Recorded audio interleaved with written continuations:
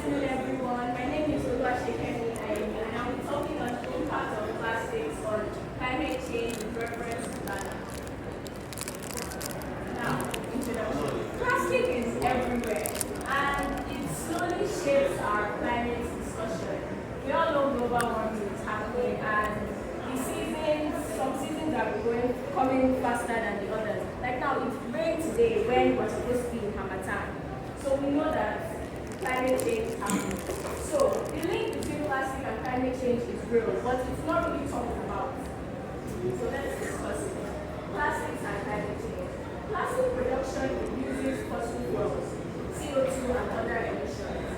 And the burning of plastics in open spaces releases harmful gases. Plastic left in the environment breaks down, and that disrupts the ecosystem. Like now, when the garbage collectors collect all the trash, and the plastics, they are not sorted, right? So they dump it on the landfill sites, all those land sites, and then plastic doesn't break down as fast as other materials. So the breaking down of plastic harms the organisms that live in the soil and affect the ecosystem generally. Now, microplastics reduce natural carbon absorption. Human survival in Ghana. The communities who use plastic to make plastic water. Informal waste collectors earn more money by collecting and recycling the plastics. The blood drains from the plastic cause flooding in the cities. The families adapt, they raise foundations, they clear their drains, and they organize cleanups like community cleanups, the garbage collectors collecting trash, and these are the floods. So basically, this is what's happening in Ghana. Now, what are the government policies in Ghana? Some plastics are banned. Awareness campaigns remind people to dispose their plastics properly. The government partners with private companies to improve their recycling. But all of these policies exist mainly on paper. They are not enforced effectively or consistently. Now, policy implementation. The government agencies, they run cleanups, they do inspections, they clean up all those people on the road, those women, they sweep around and everything. The NGOs and communities helping policies work on the ground. So they go to rural areas or places that are not as developed. They go to those places and then they awareness and everything that you know that this is what plastic is doing to you. It is basically killing you. It's disturbing the climate and everything.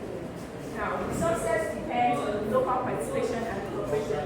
But if the NGOs and the communities, they go to these places, but then they'll just listen, because they'll probably give them food or something to motivate them to actually hear what they're saying. And then they just listen, but they still do not listen, participate in what you are telling them to do. So the collaboration works in some areas and struggles in others. Like now, if you explain to a group of literate people, they are more likely to change what they are doing than a group of people. Now, in conclusion, plastics affect climate change at every stage, from the production till it gets to us.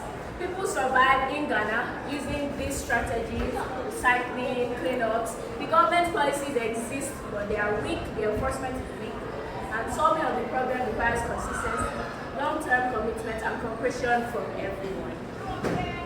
Thank you.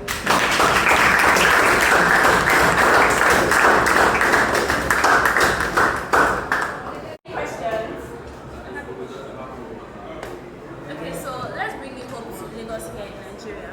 I want to know whether there are any rules put in place by our governments to reduce the use of waste around us and reduce people just dumping trash around us. Okay, yes, let me answer that. So in Lagos, the system has been monetized.